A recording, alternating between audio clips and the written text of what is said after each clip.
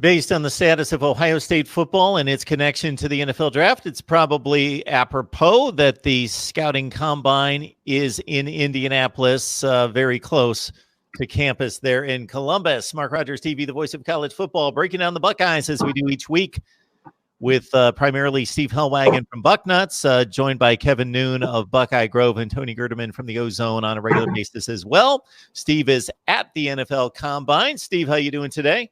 I'm doing great. Greetings from Indianapolis, where it is dreary and dreary.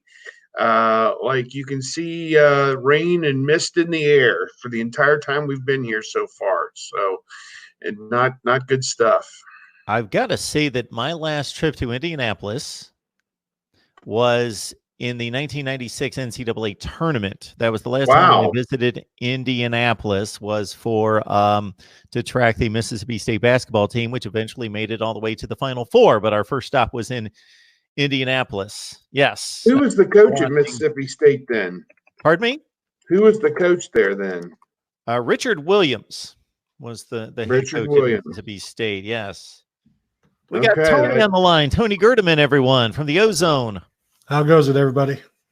It goes well. Good. Doing good. Greetings from the Combine, I hear.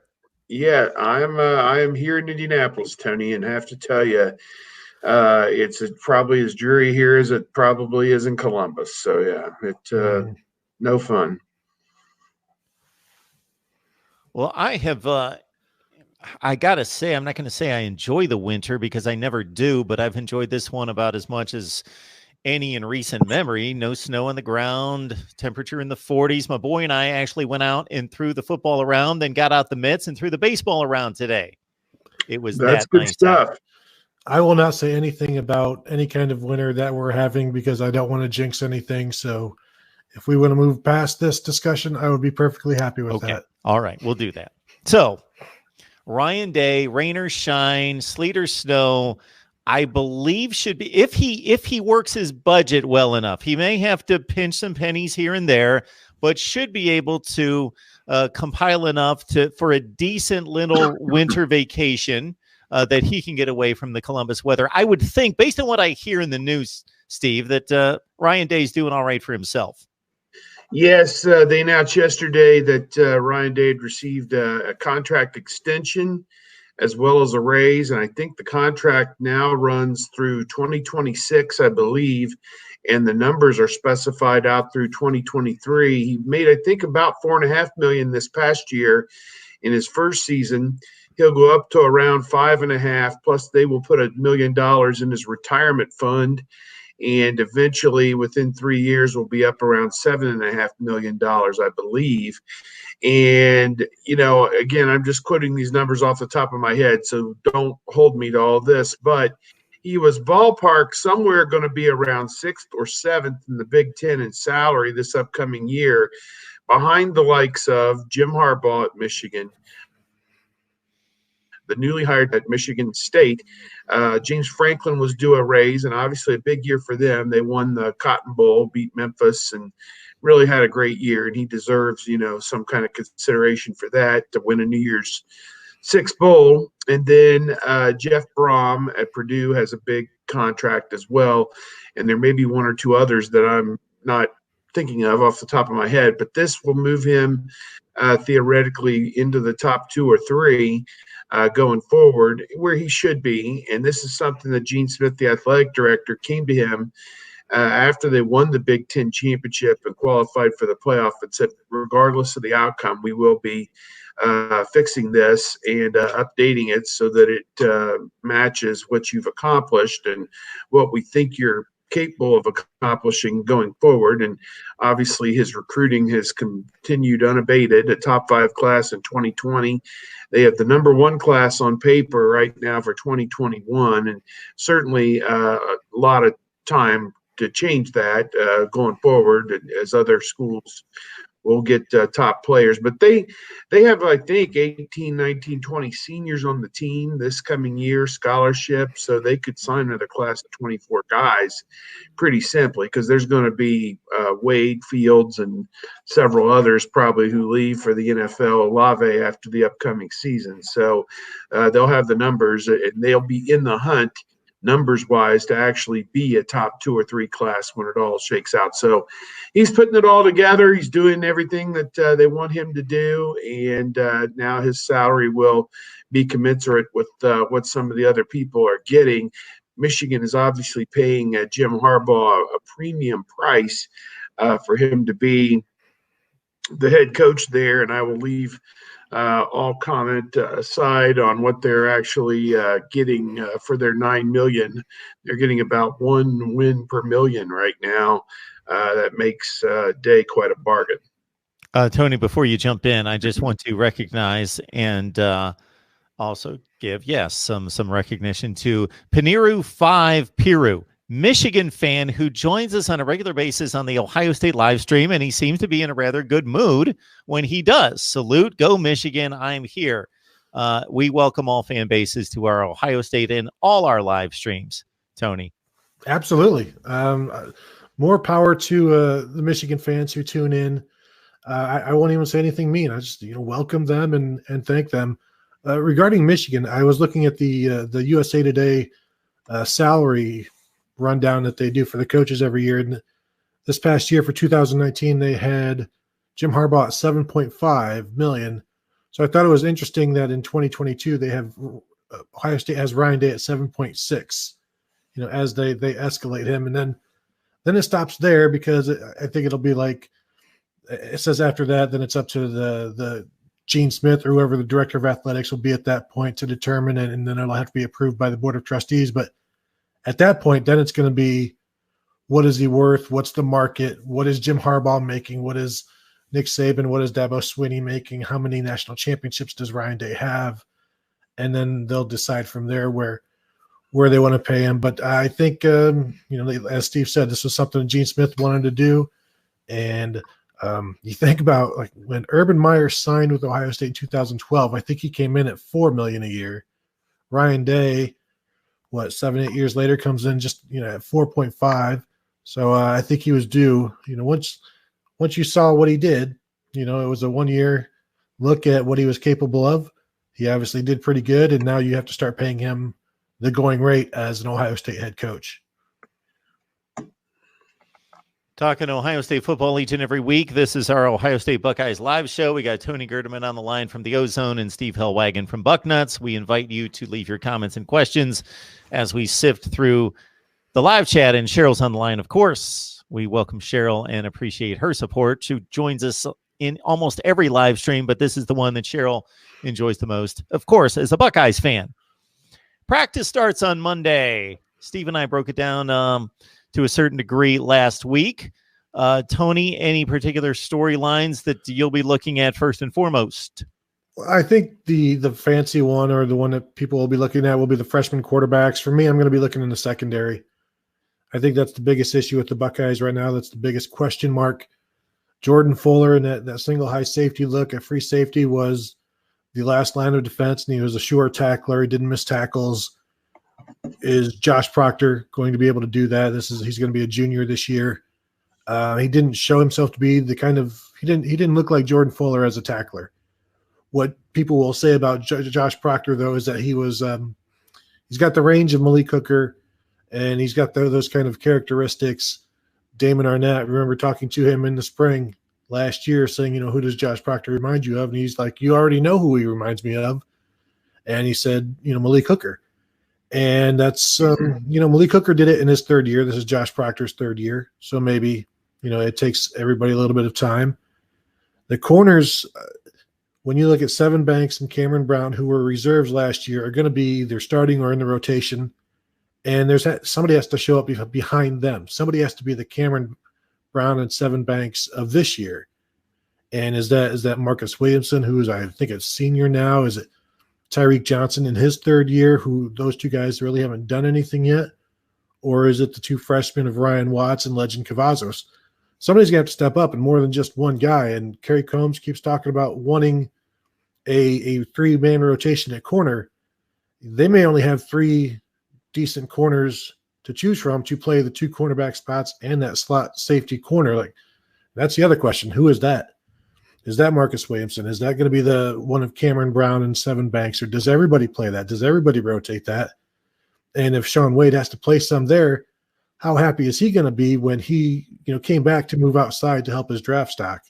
So there's a lot of moving parts in that secondary. It's, it's only 4 spots. Sean Wade is back, but there's so many questions. So that's what I'm going to be looking at. And we'll see what kind of answers we get in the spring, because this is the time you're feeling stuff out. You're seeing what works. And I'll be interested to see if some of those guys like Tyreek Johnson, maybe the guy to watch on the Ohio State defense, just to see if he can flash and start to realize that 5-star potential when he signed.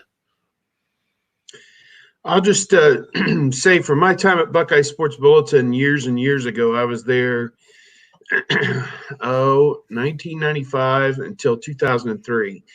And we had a thing, kind of a format that we ran every spring. It was the plus side, the minus side, kind of going into spring football, like things that we, thought were positive, things that we thought were negatives and needed to be addressed. And then we had players on the spot, and we would look at guys, 4 or 5 guys on both sides of the ball who it was kind of like poop or get off the pot time. And, take that, and put the real word in there, if you follow what I'm saying. So, we didn't say that in print, but at any rate, players on the spot. If I had to sit here and give you players on the spot, I'm thinking of people like Cameron Babb, who's been hurt, Tyreek Johnson, who's been hurt. The 3 junior linebackers, Dallas Gant, Taraji P. Mitchell, and Kayvon Pope. Yeah, those 3 guys, sitting behind, Werner and Borland is not where it's at. And there is a job wide open. So somebody needs to, with Harrison leaving, so somebody needs to step up out of that. I mean, the moving sidewalk is ending. Please look down is kind of my feeling for guys who've reached their junior year and ineligibility, let alone their 3rd year on the team. Some of them are 3rd-year sophomores who haven't done a thing, haven't played a down, haven't played a meaningful down. Maybe they've played when they've led Rutgers 56-7 or something. These are guys who the time is now. I mean, it is, you're going to you've been recruited over. There's guys coming in behind you who are going to, take those spots if you don't take them. So, I think that those are people that I look at on the, I think about Nicholas Petit-Frere at offensive tackle. I mean, he's in his 3rd year now on campus. Paris Johnson, I got news for you, is coming for that job. There's an open tackle spot. And if he doesn't have the spring of his life, he's not going to start. Paris Johnson's going to take that. So, or somebody else who's in line. But I look at guys, as I say, and I don't mean it to be critical. I don't mean it to be mean, but at some point rubber hits the road, and they brought you here to play football on Saturday, not practice all week and watch football on Saturday. And some of these guys are national top 100 guys who haven't done a thing. And I don't mean that in any mean sense or mean way. It's just a matter of fact. This is my 25th year of doing this full time. And you look at it kind of in those matter of fact. I guarantee you the coaches, Greg Studrawa, is looking at Petit-Frere and saying, hey, man, it's time. This is your job. If you want it, you need to go out and take it. So I'm interested to see who grabs that bull by the horns, who has positioned themselves during the 2 months since they last played. And now they start spring football. It's a very quick turnaround, really. Not a lot of time to get your body, done from playing football and back into practicing football. It's a pretty quick turnaround. Who has prepared themselves the best to go out and win a job this spring? And there's plenty of jobs open.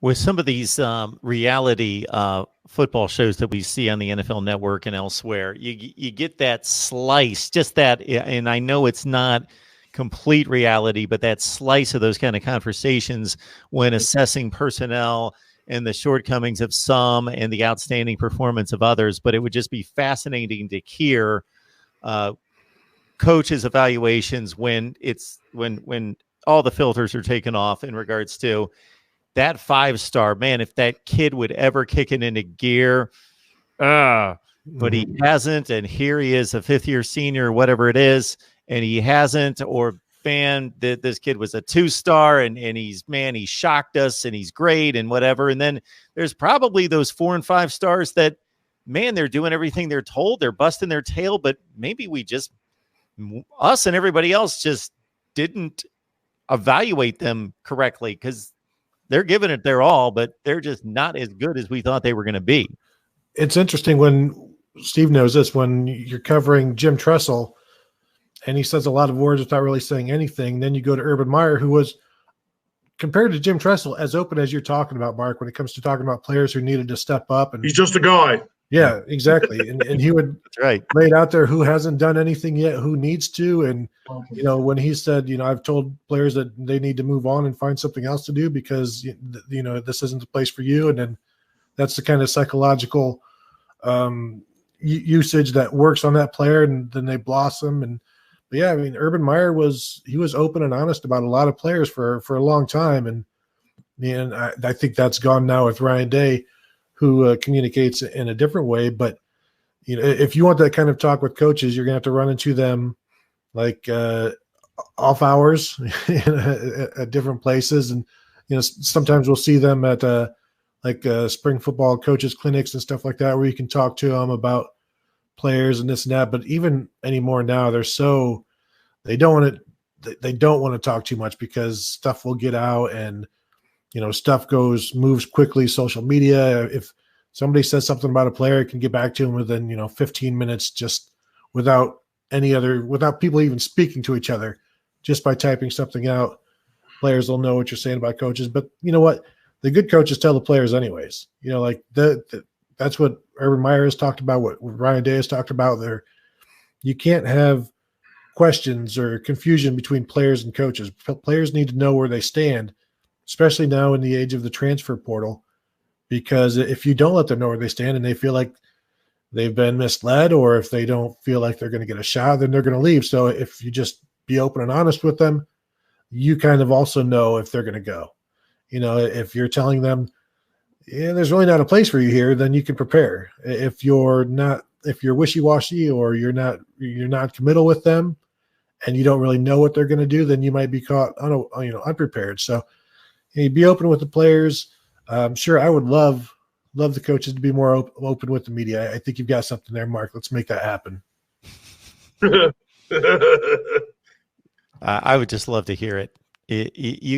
One of the best documentaries ever put together from that standpoint was about the Cleveland Browns in 1995. So this was the Belichick final season, but it was segued with the Cleveland Browns final season and moving to Baltimore. So the NFL Network put together this fascinating documentary, which chronicles the move to Baltimore and everything going on behind the scenes, but also this brilliant coaching staff that Belichick put in place with Saban and Kirk Ferentz and on and on. I'm trying to think who else was on that staff off the top of my head.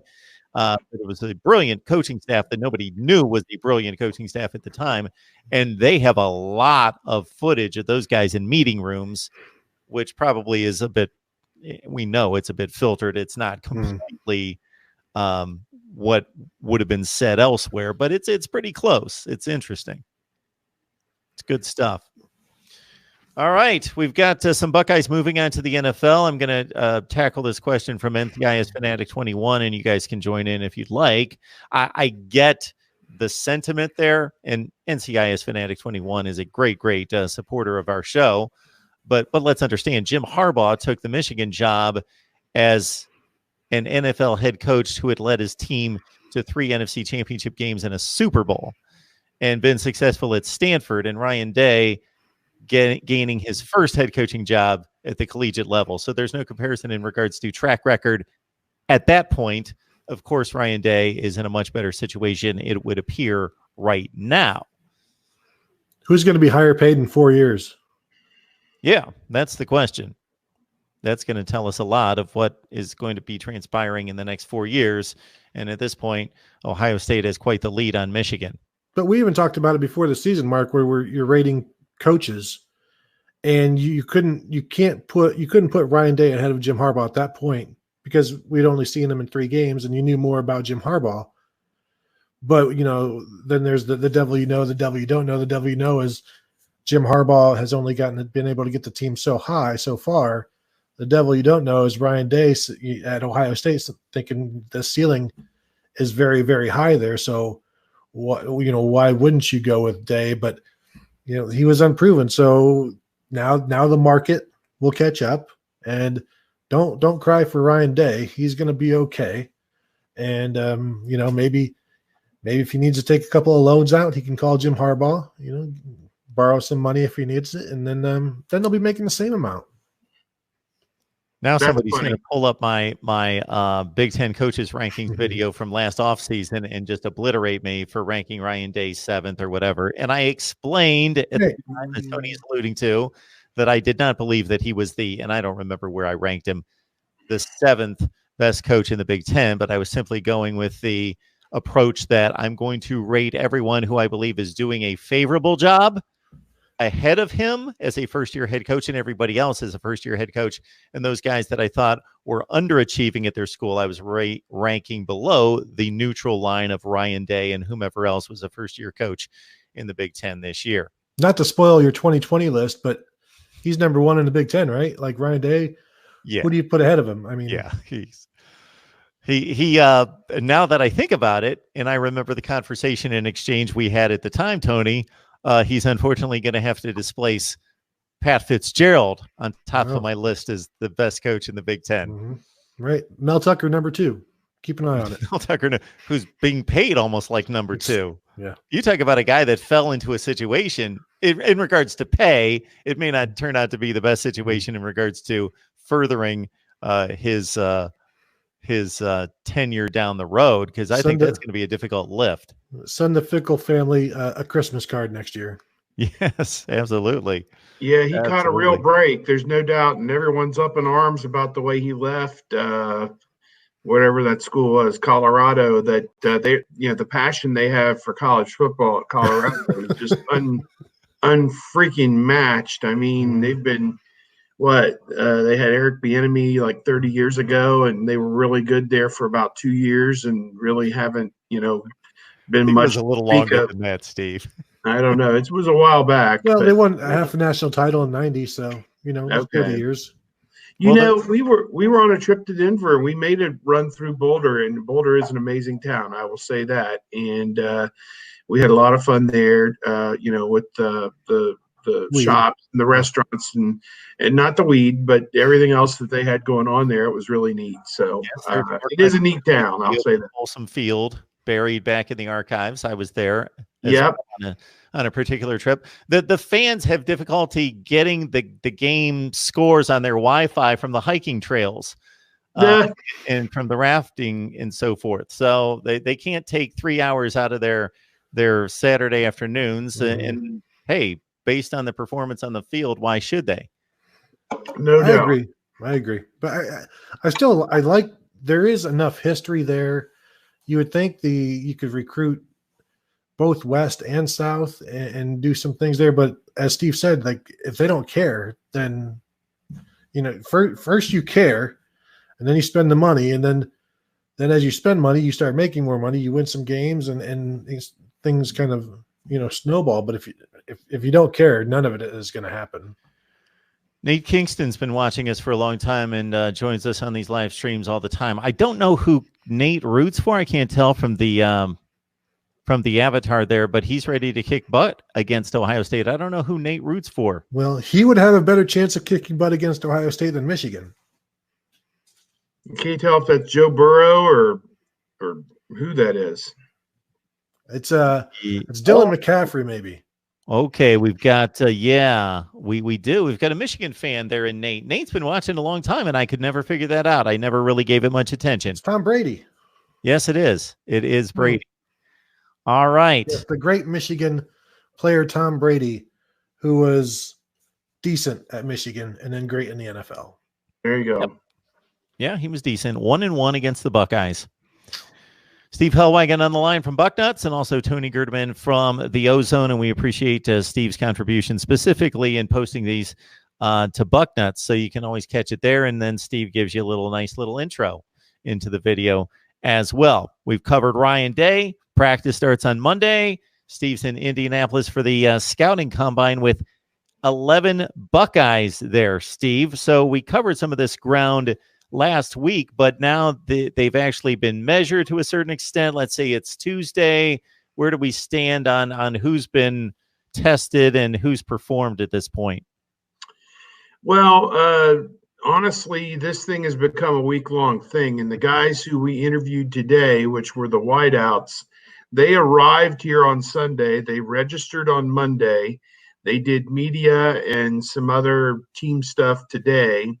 They'll have physical examinations tomorrow, and they are really drawing this thing out. Those guys will not appear on the field at Lucas Oil Stadium to begin doing 40s and running and cone drill and then throwing with the quarterbacks until 4 p.m. on Thursday. So we still have another day.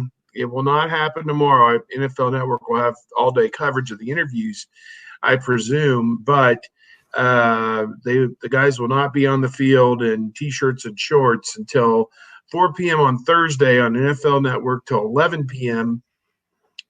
Then the next day will be the quarterbacks, the next day will be the running backs and the offensive linemen running their 40s. And the next day Saturday will be the linebackers and the defensive linemen. And Sunday will be the defensive backs. To me, it'll be interesting to see on Saturday and Sunday, do the workouts in T-shirts and shorts draw better ratings on NFL Network than actual live XFL games that'll be played between, what is it? I don't even know who holds the contract. Fox and ESPN, ABC, I think, rotate those games. So that'll be kind of interesting, I guess, to see who wins that. So no one has worked out yet. And we get the players 2 days, actually about 2.5 days before they go on the field to run 40s. Now, the OSU receivers, Ben Victor, KJ Hill, and Austin Mack, who we talked to today, all of them need to have a really good combine because none of them are projected. Hill's projected 4th round.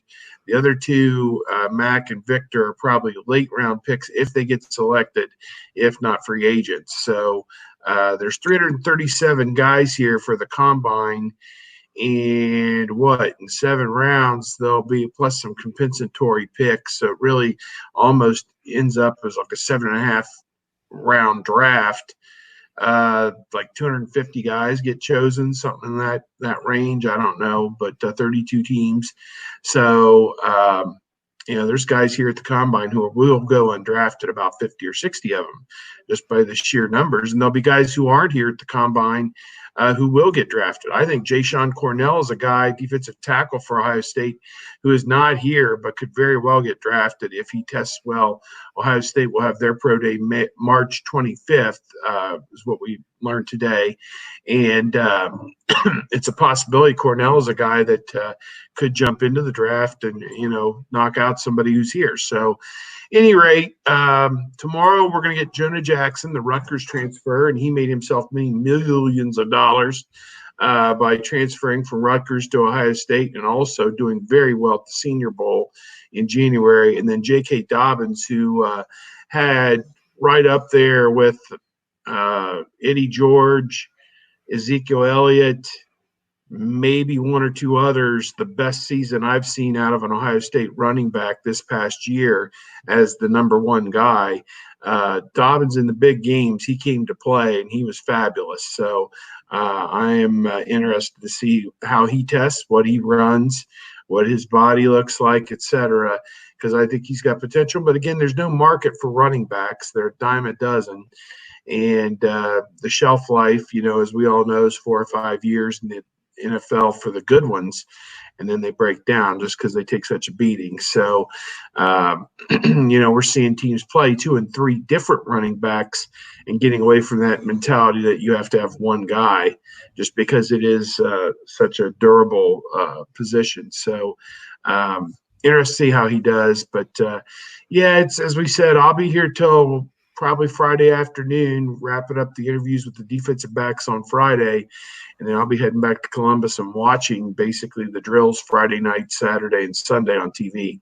No, it's just a few weeks ago that President Trump had the LSU football team at the White House, and he was very complimentary of Joe Burrow and his money-making potential at the next level. Now, had he known at the time that the hand measurements were going to make specs, I'm sure, based on Trump's history, that he certainly would not have been as complimentary. Well, you got to remember, this is also a president with very small hands.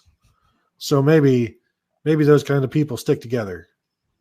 Could be right there. George is predicting a Florida-Ohio State national championship game in 2020, not taking the Buckeyes for granted. How do you feel about that, Mark? I don't know about Florida. Kyle Trask doing that defensively. Maybe Florida's offense just for a long time. Can they run the ball when they want to? They're not Georgia. Throwing the ball, they might be Georgia. But where's the explosion on offense with that recruiting base that they have? They should be doing more on offense. Defensively, they're always going to have defensive linemen and linebackers and stuff like that, so you expect they'll be fine. But offensively, you would expect more, and also getting more out of the guys like Trayvon Grimes, who transferred from Ohio State, wide receiver, was a 5-star kid that Ohio State landed in the 2017 class. This is his 4th year. He's really not yet put up any big numbers. He's been decent, but where's the explosion on offense that you should see from a national title contender? I was impressed with Kyle Trask last year, but he's limited. And ironically, Emory Jones, who had committed to Ohio State as his backup quarterback, and he's rather been fairly impressive. And they've let him actually throw the ball, not just be a runner, a la Justin Fields at Georgia, when he's been able to get in the game. But Florida fans would like to see him given a fair shot, but it apparently is not going to happen this year. They couldn't run the ball last year. They ran for about 125 yards per game. The offensive line is not national championship standard, and the defense is really good, but not elite. So I think they're a ways away. They're on the next tier. So they are the Michigan of the SEC right now. Ooh, ouch. They know much better. Boy, you bring that, you play that card. That ain't pretty. Oh, my Florida fans are going to desert me now. I'll bring you back by letting you know, Florida fans, that we've got position previews coming. So they're going to be, so hang on, keep your subscription. You can send me the hateful comments, but just keep your subscription. That's the trade-off. Who's the Michigan of the ACC? That just came out. There is nothing Miami, but Indiana's, and I won't even say Iowa's in the ACC. That would be known derogatory toward Iowa. There's a bunch of Indiana's in the ACC, is what there is. Yeah, it's a bad conference. All right, we got Tony on the line. We got Steve on the line. Please join their work. That's Tony Gerdeman at theozone.net and Steve Hellwagon from Bucknuts. And you guys compliment their work on my channels all the time, because it's obvious that if you want to really go deeper into Ohio State analysis, please join them on their respective sites right there. Tony, Mark, I don't know if you have... As far as Yakov's question there, yep, that'll be coming out in about a week or so. Oh, okay. So very good. I did not see that, even though I'm in charge of actually posting it to the screen. It's sometimes just a bunch of lettering to me. Tony, the last couple of weeks when you weren't able to join us, we dived into the schedule. Would love to get your thoughts. I don't know if you have access to it there, or I can just read it off to you. Let me bring it up. Of course, the Oregon game on September 12th in Eugene jumps out. As the Buckeyes, again, will play a marquee type matchup that they did not have in 2019. For me, obviously, anytime I look at a Big Ten schedule, it's who do you play in the other division? And for the Buckeyes, it's Iowa at the shoe. It's Nebraska again at the shoe this time. And then it's a late season affair with Illinois on the road before the Michigan game. Yeah, I think that's almost as good as you can ask for, because you get the two tough ones at home, and then you go to Illinois. Now, going to Illinois sucks every time because it's just the weather's bad, it's cold, and that's when the game is in October. When you go in November, it's going to be even worse. Week before the Michigan game, so you might want to try to get your starters out as quickly as possible in that one. Which will Illinois cooperate with that? Probably. But yeah, I always look at the road games first and see what they've got going on. And of course, Penn State and Michigan, those road games alternate every year. So this is a Penn State year, and that's always the big road game. Even with Oregon on the schedule, it's still the Penn State thing. It'll be a whiteout, I'm sure. Even though was a whiteout. It was a whiteout, and they got smoke. Is the World Series going on? Is that going to be ABC or ESPN? I just assume that's always going to be a night game. But I think it's very doable, and it's hard enough of a schedule to lose a game and still be okay. And that's why that Oregon game will be fun. I don't think it's do or die, but obviously don't lose at Oregon and at Penn State. I'm not sure Oregon's going to win the Pac-12 this year. There may be another team that comes up in the ranks that maybe a USC or UCLA sneaks in there this year. They both kind of came on at times this year. I don't know, but who did you say? Arizona State with Big Herm. You play to win the game. We need to bring on whoever's back there, Steve. There's some good analysis right there. Arizona State, it's a dark horse this year. Got somebody in the bullpen back here that well done. The righty in the bullpen. But I was going to call you out on UCLA, Steve. I don't know if there's a whole lot of life there. Well, they got the high-priced coach, that's for sure. Yeah, I mean, 4 wins last year. That guy has hornswoggled a lot of people out of a lot of money with whatever that was he had going on at Oregon a decade ago. So yeah, he's been the hot name in coaching, and bounced through 2 NFL teams, and now probably on his way. I don't know if he's on his way up or on his way down at UCLA, but one or the other. Well, he won 3 his first year and 4 his next year. So at that pace, it's going to be a long, long time before there's any real any relevancy there. I like the Arizona State thing. I like Jaden Daniels at quarterback. Yep. I didn't think Herm was going to work.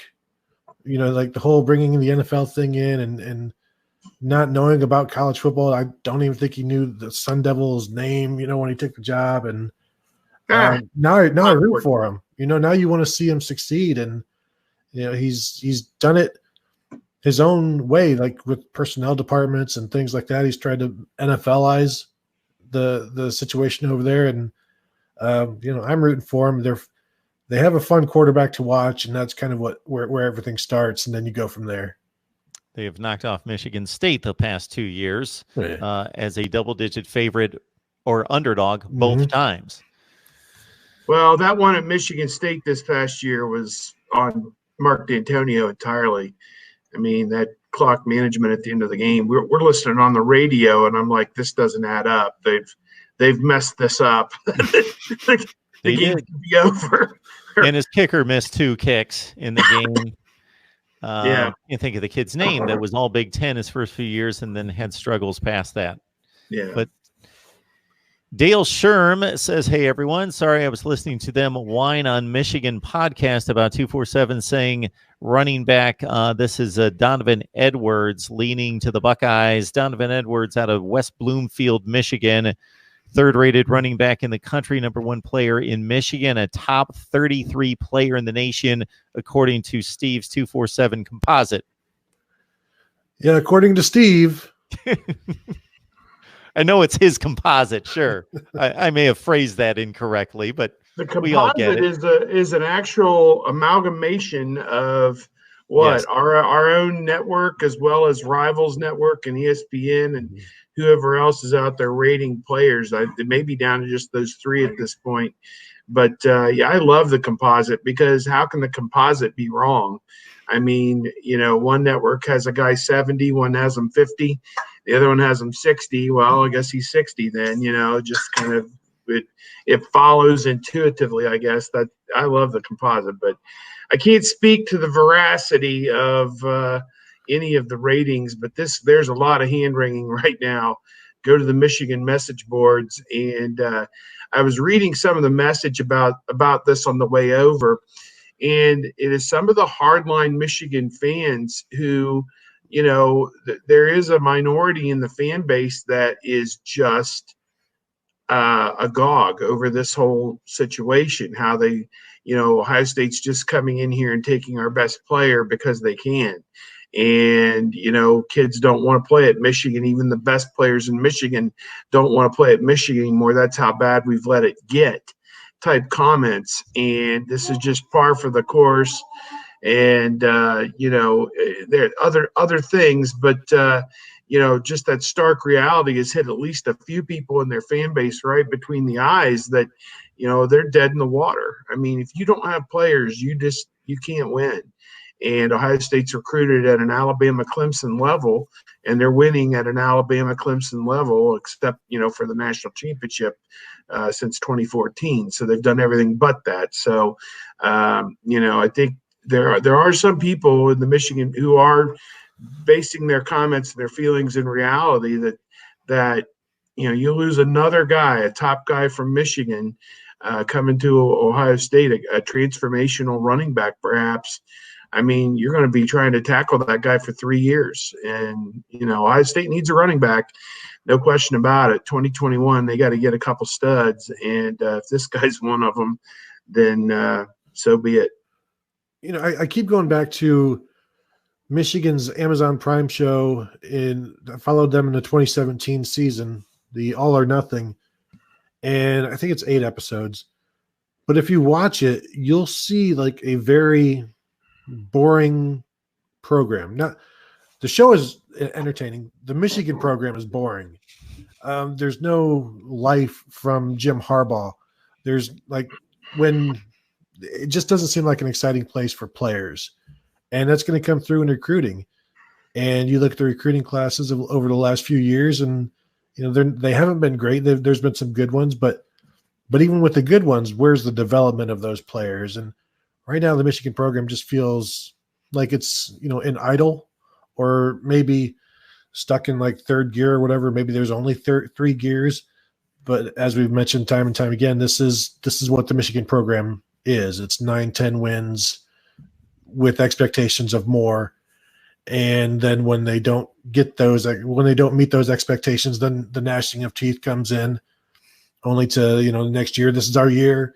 And then it's, maybe 11 wins this time, but probably 9 or 10 again. And to lose, if they were to lose Donovan Edwards, because a few weeks ago it looked like, the expectation was that it would be Michigan. And this past week, there's been some rumblings that it's going to be Ohio State. And now one of those guys that they had checked in their class is perhaps on their way out. And for fans, he is on his way out. And of course, you react to it. And it's not a great time. And the thing is, if one guy goes, does he kind of lead the charge for others to leave? Like, well, if Donovan Edwards is leaving the state, maybe I should leave the state. And then you kind of get like a Pied Piper situation going on. And there's only so many. Oh boy! With Kerry Combs recruiting in the state of Michigan, they better be worried. Yeah, there you go.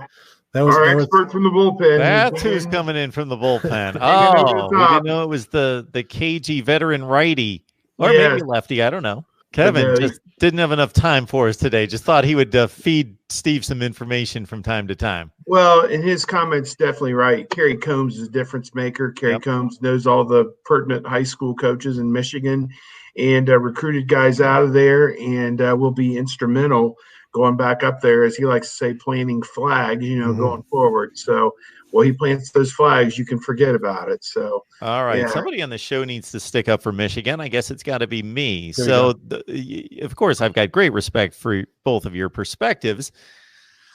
But when I hear terms like dead in the water, they're still recruiting at a top 10 to 15 range. I'm trying to separate based on recruiting rankings and based on actual results on the field, what Michigan's doing any different than Penn State and people don't seem to be as critical of Penn State's accomplishments or lack thereof versus what Michigan's doing. They seem to be the same program, again, just based on results and recruiting rankings. Go ahead, Tony, if you want to field that one. You're right. Like I said, they do recruit well, and they recruit well enough to be in the top 10 at times. But what I always come back to is they never have the defensive line, the depth on the defensive line to get it done. The offensive line development hasn't been there. And we're still waiting for Jim Harbaugh to develop a quarterback that he recruited. Like where is that? As I've said before, the longer a quarterback plays for Jim Harbaugh, the worse he gets at Michigan. I still think his best quarterback was either Jake Rudock in 2015 after 1 year, or Wilton Spate in 2016 after 2 years. Then the longer guys stay there, the worse they get. Shea Patterson didn't get much better, if he got better at all. And so, what Dylan McCaffrey now in his third year coming in with Jim Harbaugh, Milton behind him coming into his second or third year. Where are these guys? Now it's going to be Dylan McCaffrey, and we're going to see. Last year he's used mostly as a runner, and he's been mostly a runner in his Michigan career. That's not going to cut it. You got to be able to throw it. And these are guys that are highly rated recruits. And that's been the most disappointing thing about Jim Harbaugh's program is I expected players to develop because he had to do that at Stanford. That was something that had to happen, and it did. And at Michigan, they're not developing well enough. I mean, they still never got all they could have out of Rashawn Gary. I don't think they got all they could out of Jabril Peppers. And these are their highest rated guys. And yeah, there's Chase Winovich and guys like that who come through. But you look, they've had linebackers that didn't pan out that were highly rated, and defensive linemen, offensive linemen. There's just too many. I don't even know if they're misses. There's just too many guys that aren't developed at the rate that other top programs develop them. People assumed Gary was a great collegiate player, but he wasn't. He was a good collegiate player. He just had the 5 stars coming into the system, so everybody knew who he was. Same to a certain extent, and people are going to bash me maybe, Jabril Peppers was a very good collegiate player. He wasn't a great player. I remember when he made the interception against Ohio State in Columbus, which was deflected. It wasn't a great play. The ball was basically tossed in his hands. That was his first career interception. He made very few impactful plays at Michigan as a defensive player. So point well taken. And then the wide receivers that they bring in turn out to be good players, but some of them are supposed to be great players, i.e. Tariq Black. Yeah, Donovan Peoples-Jones, the number 1 receiver in the 2017 class, who Kerry Combs went through a blizzard to recruit and bring to Ohio State, and that didn't pan out. But he was just fine. He was fine at Michigan, and was never what you would. He's not, like I said, the number 1 receiver in the nation. He should have done more than what he ended up doing. Maybe 60 or 70 career catches. I don't know. I've got a video that's going to post with Pat Murphy from Bucknuts and our breakdown of various positions, including the secondary, which is, when should that ever be a concern at Ohio State? It's one of the elite positions in college football, but Jeffrey Okudah gone, Damon Arnett gone, Jordan Fuller gone, and with the unfortunate circumstances involving Amir Reep, hopefully we find out the truth, but as of right now, innocent until proven guilty, but off the team. From a football standpoint, maybe there is concern in the secondary. Yeah, I think there's concern until those guys, match up against their first real test. We know Wade is going to be okay. Wade has primarily been an interior corner, covering the slot guy and that type of thing. And now with Okudah moving on, Arnett moving on, he gets a chance to slide outside and will get a chance to go against the opposing team's best wide receiver on a bit more of a regular basis. And I think they'll move him around, and if that player lines up in the slot, he could certainly move back inside if they deem it important enough that he does that. Coach Day talked about how they want to stick with the 3 cornerback, 1 high safety defense, but they want to experiment this spring and make sure that is the best fit for their personnel and what they want to do as an overall scheme defensively. You lose Jeff Hafley and you bring in Kerry Combs. Kerry Combs talked about when he arrived that in his time with the Titans, they did every conceivable defensive formation scheme that you could possibly do. And I can't name them all because I don't know them all, but he now has that experience to know if the opponent is showing you this is how you counter that. So with personnel groupings and alignment and everything else. So I am interested to see what comes out of this coming year. I'm not going to say he's more accomplished than Jeff Hafley or Jeff Hafley's more accomplished than Kerry Combs. I just know that it sounds like they're having some really strong discussions on how the defense should look. And I think they're going to get to the bottom of it as a team of coaches. And there's some guys in the secondary who need to go out and put it on film and put it on the field this spring, because we know that Chris Olave and Garrett Wilson are going to do that exact same thing on the offensive side. They're going to win some battles, and it's who on the defensive side can contain those guys and the rest of the receivers and everything else that goes into it. When you go from 1-on-1s to 7-on-7 to 11-on-11, who's going to answer the bell? So it could be somebody we're not even talking about right now. I think Reek was going to be in the mix, no question. He played in the bowl game after Wade had been ejected. That was a pretty good indicator that he was the guy that they were putting their hope and faith in.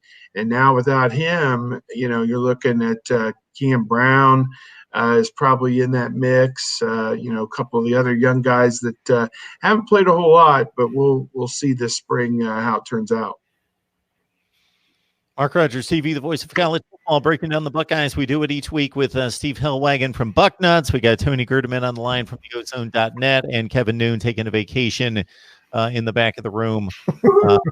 He's doing, but throwing his barbs in from time to time from Buckeye Grove, but Kevin does enough work for us. We don't need to tax him every week, I guess. Today this was one of those days where it's not such a glamorous job, because the NFL scheduled the interviews at 8, 9, and 10 a.m. this morning, and we had not been inside the room. They have a huge room inside the convention center here in Indianapolis, and I know Kevin and myself both, we gather video and audio and photos for various sites in our respective networks, and we needed access to that room to get set up to be prepared for the podiums where the top guys were going to be. And to do that, we had to be there at 6:30 a.m. this morning to be the first ones in line to get our credential, to then you put your stuff in one workroom, and then you walk about, I would venture to say it's a quarter of a mile through the convention center, if not longer. I don't even know. It takes you between 5 and 10 minutes to make this walk down to where they do the interviews, and then I stay down there for the whole 3 hours and gather everything up and move it back up to the workroom. So today's one of those days where it's fun. I guess you're at an NFL event, but there is a lot of schlepping involved with it. Today was not the day where you take the intern and say, this is why we do this, because it's not necessarily as fun as it may seem. But, Mark, this from all the different escapades you've probably been in through with TV. But, yeah, it's dog and pony show for sure. Absolutely. Yes, it is. Yes, it is. All right, guys, it's been great. Appreciate the insight as always. Again, Tony Gerdeman from the Ozone.net, Steve Hellwagon from Bucknuts, back in the back of the room, Kevin Noon from Buckeye Grove. We'll give him a shout out as well. There he is. All right, our 40th edition of Ohio State Buckeyes Live is in the books, and we will come back next week. And that's one of the big reasons why you need to subscribe to the channel, get the notifications, and when we will be delivering our show each and every week. All right, guys, I appreciate it. Stay tuned, everyone. We've got Florida State live at 7, Miami at 8. See you guys soon. All right, take care.